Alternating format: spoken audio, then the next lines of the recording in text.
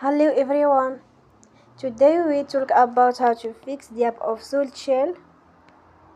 Here we go to settings. Then we click on apps. After that we search the app SoulChill and we click. Then we will on for stop. After that we go to storage.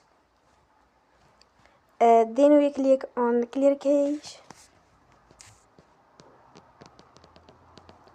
In the end, you will turn off your Wi-Fi and you will turn again. Don't forget to support us by like and subscribe. See you next time and thank you for watching.